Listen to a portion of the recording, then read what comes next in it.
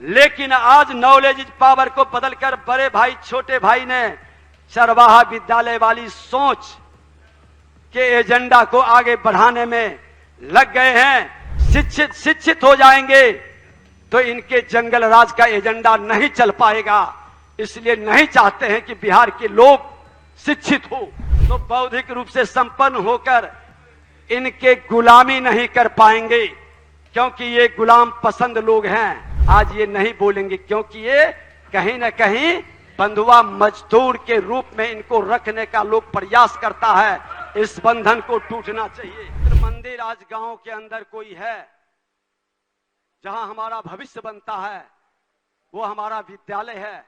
और उस विद्यालय के अंदर जो हमें संस्कार देता है, जिनके प्रति हृदय से श्रद्धा से सर झुक जाता है, वो हमारे शिक्षक हैं। आज शिक्षक की बदहाल स्थिति के लिए जिम्मेवार कौन है? माननीय मुख्यमंत्री जी बैठे हैं। शिक्षक के लिए बदहाल स्थिति के लिए जिम्मेवार कौन है? और शैक्षणिक वातावरण जहां पर कि ताला लटक गया था, शैक्षणिक वातावरण चरवाहा विद्यालय की ओर ले गया था। हमारे साथ तो माननीय मुख्यमंत्री जी मिल करके चरवाहा विद्यालय से मुक्ति दिलाए और चरवाहा विद्यालय से जो ताला लटका था रंग रोशन कर करके शिक्षकों का एक बार वातावरण बनाने का तकनीकी कॉलेज तक जिला तक पहुंचाए। लेकिन आपने फिर कहां ले जा रहे हैं? किनको शिक्षा मंत्री बनाए जो शिक्षा की व्यवस्था को सुधारने की बजाय शैक्षणिक वातावरण को बिगाड़ रहे हैं। पढ़ाई कराने की बजाय ऐसी पढ़ाई पढ़ करके आए हैं। आपको भी मौका मिलेगा महोदय। बद से बदतर स्थिति हो गया, समय आवेगा। प्राथमिक दायित्व का निर्वहन नहीं कर पाए हैं महोदय। आप शायद अवगत होंगे कि माननीय उच्च न्यायालय पटना द्वारा शिक्षा विभाग को फटकार लगाते हुए हलफनामा की मांग की गई थी कि राज्य के 6000 सरकारी उच्च विद्यालयों में से 2500 छात्रों के लिए अलग शौचालय की व्यवस्था नहीं है, और जिसमें भी उसकी हालत यह है कि 1075 छात्राओं पर मात्र 2 शौचालय की व्यवस्था है। महोदय, माननीय मुख्यमंत्री जी बार बार कन्या उत्थान और महिला सशक्तिकरण की बात करते हैं। क्या बिहार की कन्याओं के लिए उससे भी ज्यादा कुछ दुर्भाग्यपूर्ण बात हो सकती है कि जिसको हम शौचालय भी उपलब्ध नहीं करा सकते? बदहाल स्थिति पर शिक्षा मंत्री जी का चिंतन होना चाहिए। महोदय, यह जानकर आपको हैरानी होगी कि ज्यादातर लड़कियां अपनी पढ़ाई केवल शौचालय के अभाव के कारण छोड़ देती है, जो हम सबों के लिए शर्म की बात है। आपको बता दें मुख्यमंत्री जी, उप मुख्यमंत्री जी, आप जिस जिले के अंदर से आते हैं, जिस जिले से विधायक हैं, हमारे विधायक लखनदर जी बैठे हैं, एक बच्ची के साथ सामूहिक बलात्कार कर करके विद्यालय के अंदर मार दिया।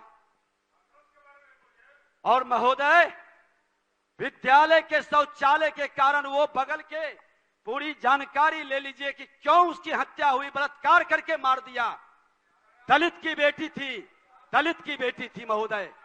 मैं गया था मिलने के लिए और उसके दर्द को शायद उप मुख्यमंत्री जी सुनने का भी जरूरत महसूस नहीं करते हैं। जोर से बोलते हैं कि मैं उस जिले से आता हूं।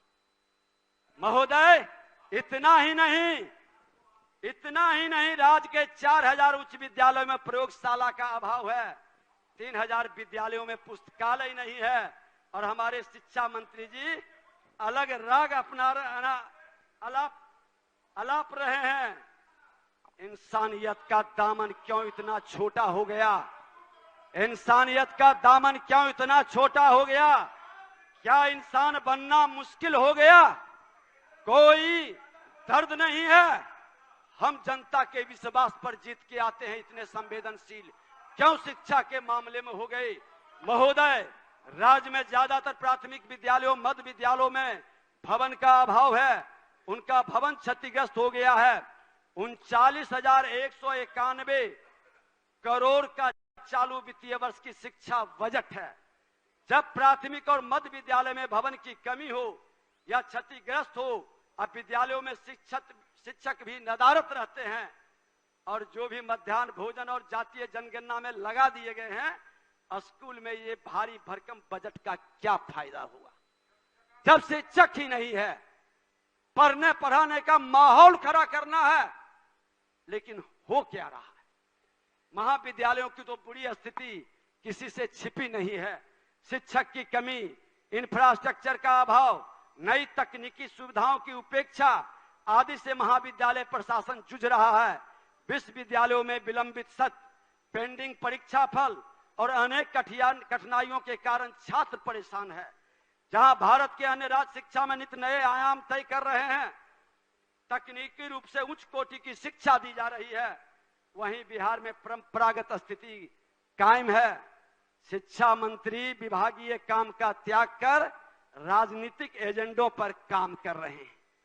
बिहार की बदहाल स्थिति के लिए इतिहास के पन्नों में आपका नाम दर्ज होगा कि जो बेहतर शिक्षा प्रणाली एक नए पथ की ओर बढ़ा था, उसको नष्ट करने में आप कोई कमी नहीं रख रहे हैं।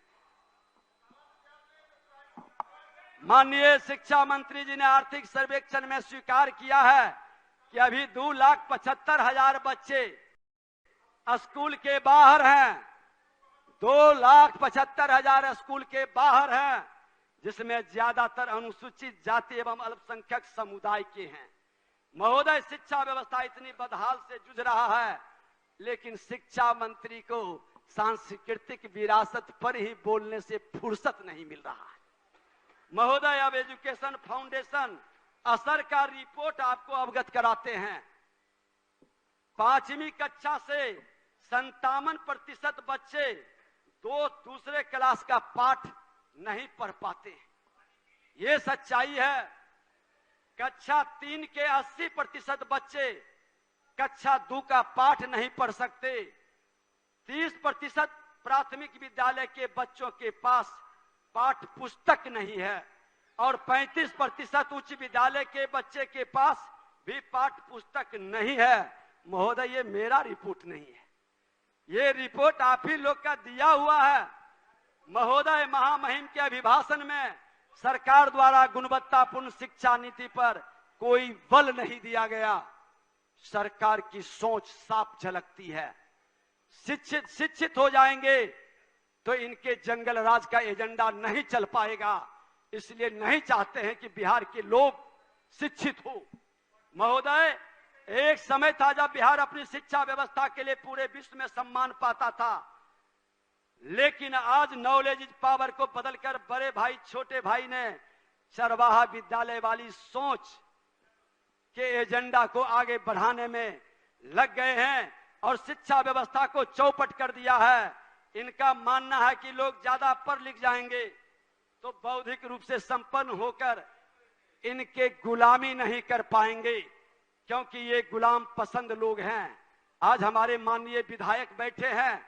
माननीय विधायक को इसी सदन में आपके जगह पर हम बैठे थे और एक प्रस्ताव लिया गया था कि हमारे विधायक जो हजारों लोगों के विश्वास को जीत कर आता है, प्रखंड में बैठने का कार्यालय हो, लेकिन नहीं मिला। आज ये नहीं बोलेंगे, क्योंकि ये कहीं न कहीं बंधुआ मजदूर के रूप में इनको रखने का लोग प्रयास करता है।